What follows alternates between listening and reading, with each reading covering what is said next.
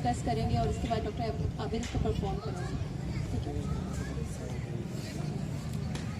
अच्छा, ये सपोज करें हम ये कि डमी है, मतलब ये कोई पेशेंट है कि कोलैप्स हुआ है, इसको हम एक्सप्लेन करेंगे कि क्या है, किस तरह ये कोलैप्स हुआ है, तो इसको हम परफॉर्म किस तरह से करेंगे। जस्ट टू शो कि आप रख लें और आपने इधर से आके ना अपने स्टेप शुरू करने हैं डॉक्टर।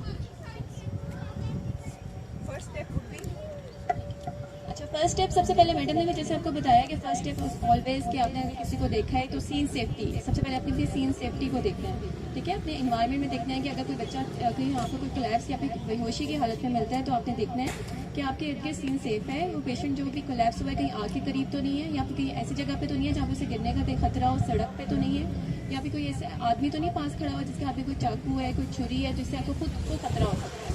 तो ऑलवेज सबसे पहले आपने हमेशा सीन सेफ्टी को देखना है।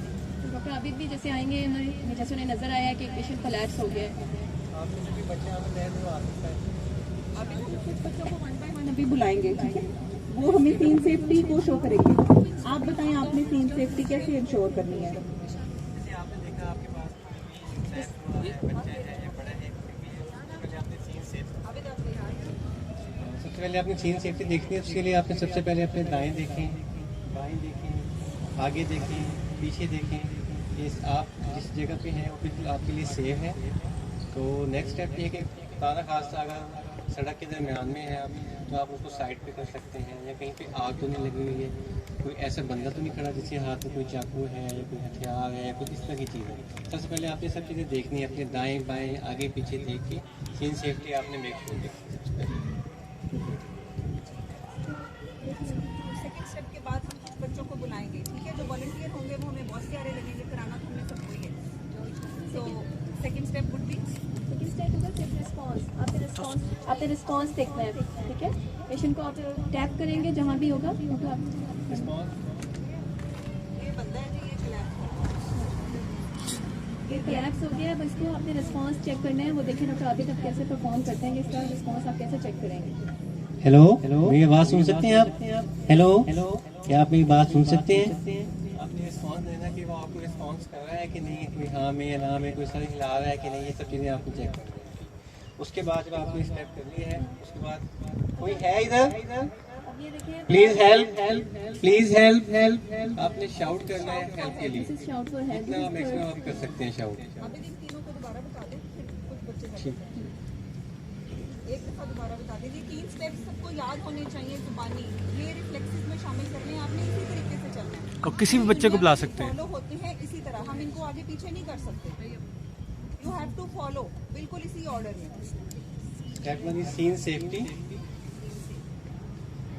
राइट लेफ्ट देखा, आगे पीछे देखा। अगर आपको सीन सेफ्टी मेक श्योर होगी, सेकंड स्टेप इज आपने उसका रिस्पॉन्स चेक करना है, आपने उसको बुलाना है। आप मेरी बात सुन सकते हैं? हेलो, हेलो, बात सुने? हेलो, क्या आप मेरी आवाज़ सुन सकते हैं? आप ठीक है? ये स्टेप क्यों इम्पोर्टेंट है सारा?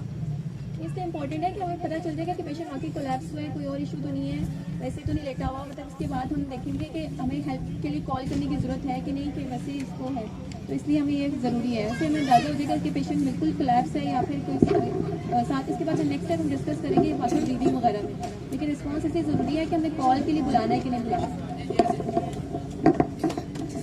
Next step is shout for help. आपने हेल्प के लिए बुलाना है किसी को, please help, anybody is there, कोई है जो मेरी मदद कर सके। आपने चाहो तो आप देखना कोई आपकी मदद के लिए शाउट करे, आप जितना मैक्सिमम आप कर सकते। अच्छा, हेल्प के साथ ही आपके पास अगर मोबाइल है तो आपने फ़ौरन 112 को कॉल भी करनी है, ठीक है। अगर इमरजेंसी सिस्टम रिस्पॉन्स एक्टिवेट कर देना है, किसी दौरान आप अगर हेल्प कर रहे हैं तो आपके साथ ही कोई इमरजेंसी आपने एक्टिवेट कर दिया, तो उसके साथ ही जब तक हेल्प अराइव नहीं होती तो आप ये तब उनका वेट कर सकते हैं, अपनी कंटिन्यू कर सकते हैं वो। हाँ जी, इसे कहते हैं activate ERS, emergency response system. ये टर्म्स बनी हुई हैं, पूरी दुनिया में स्टैंडर्डाइज्ड हैं और लोग इसी तरीके से इनको फॉलो करते हैं। और फॉर्चुनेटली आपकी बड़ी लक है कि आपको इसी स्टेज पे हम ये सारी चीजें बता रहे हैं। सेंसिटाइजेशन होगी और पेरेंट्स को इस चीज का आइडिया भी नहीं है कि अगर किसी बच्चे में हिडन पोटेंशियल है towards going into this line, तो वो आज से शुरू हो जाएगा, उसका दिमाग उस तरफ को चल पड़ेगा और ये बहुत अच्छी चीज है। सो कौन सा बच्चा आके ये स्टेप्स करने वाला है, हम पूरी हेल्प करेंगे। वेरी गुड, काम डाउन, शाबाश।